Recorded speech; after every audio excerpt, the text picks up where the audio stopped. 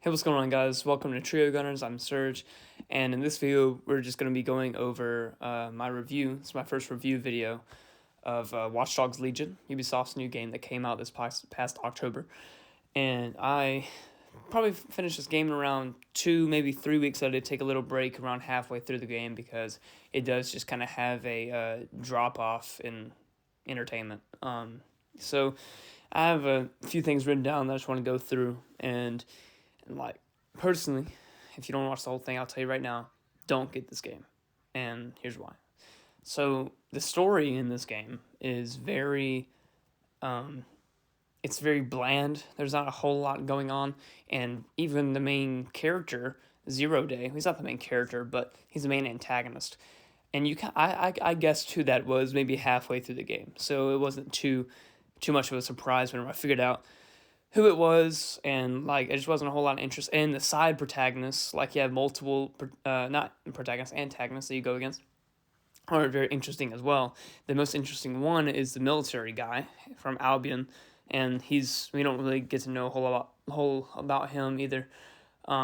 So pretty much the story here is not very good. I wouldn't say that it's absolutely terrible.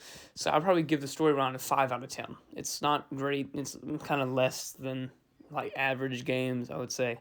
And the protagonist, which is actually the biggest problem of this game, is that there is no protagonist, because the game selling feature is that you can play as literally anyone except for some major story characters, but you can play as anyone in London. And that's really cool. That's a really cool concept. But with Ubisoft, I think they had to have thought of this. But the problem is, whenever you don't have a single protagonist, or like, kind of like 3 probably at the most, kind of like how GTA 5 did, they have multiple characters, but you can't get attached to any of these people because there's too many people to make with the AI system that they got going on in there of randomizing characters, and you just don't get attached to anyone because there's not a big enough backstory. You don't go into their character. You don't care about them dying because you know that they're not, most likely. And even if they do, you have multiple other characters to choose from. So there's no stakes in it, really. And like, there's just, I don't care about the character I'm playing as. So why would I care, like, about him and, like, and about the game? So it's a really big problem. It works for game mechanics. It brings a whole other thing to the table. It's never really been done before. But still, it does not work out for one of the main reasons that makes a good game. So I'm not going to give a protagonist a actual rating because there is none. Antagonists in this game, like I said earlier, they're not very interesting, and the coolest one is the Albion guy. So, like, they had one, I think this one was actually, might have been the neatest one, some sort of scientist lady.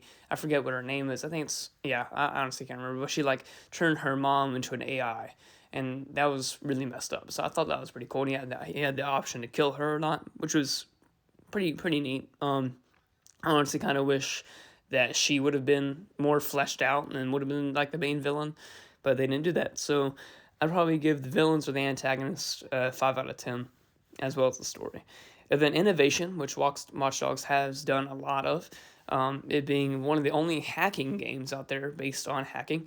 It is very neat like that. It's something completely new, and even bringing that completely different thing of playing any character really ups my rating on it, because you've never seen a game do this before. So that is really interesting. And even though it didn't really work out for a major reason, but it was a cool idea, and I'm glad that Ubisoft actually tried to make it work. So innovation would be a 4 out of 5. And then the actual game mechanics, like I said, there's no other game really like this. The combat's pretty fun. I had a lot of fun with it. And man, these freaking drones that keep on chasing me around, they get really aggravating. And, like, you have to hack and, like, disable them while you go kill other people. So it's kind of just strategic, in a way. So the game mechanics are actually pretty enjoyable. So I'd give that a 7 out of 10. And then the message of this game is not very good at all, because it really, I think the message that they were trying to portray from Zero Day, which spoilers, but if you probably don't really care about the game, have already played if you're watching this. So Zero Day is Sabine, the main leader of DedSec. Oh wow, it's pretty simple because she's the only main story character that like you would actually think of it being. So her message was like just wipe everything clean because technology has corrupted the world, and I didn't hear enough about that until the very end, and I didn't really care because she died pretty much. It was just really bad. She did not get that point across the way that she needed it to.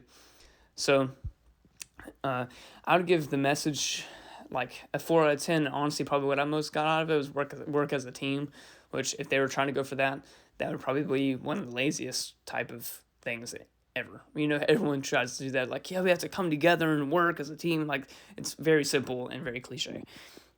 So, but the ending of the game, it wasn't terrible. It was decent because in order to stop Zero Day's plan, you have to kill this AI Bagley, which has kind of been your Alfred throughout this entire time.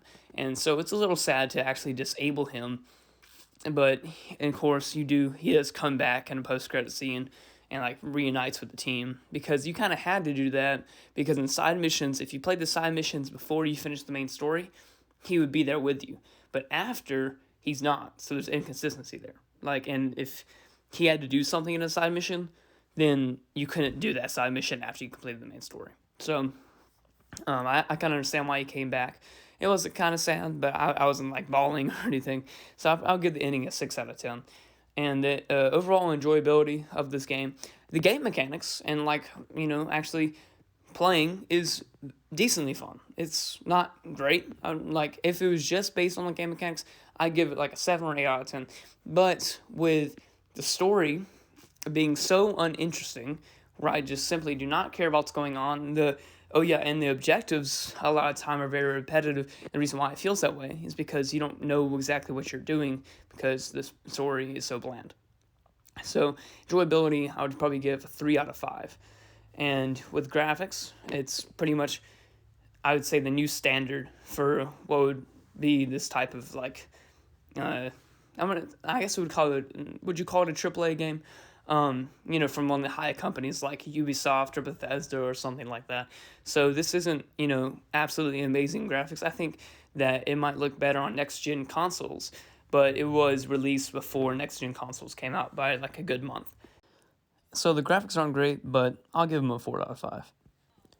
So just let me add up these numbers, and I'll tell you what I would give the overall score of Watch Dogs.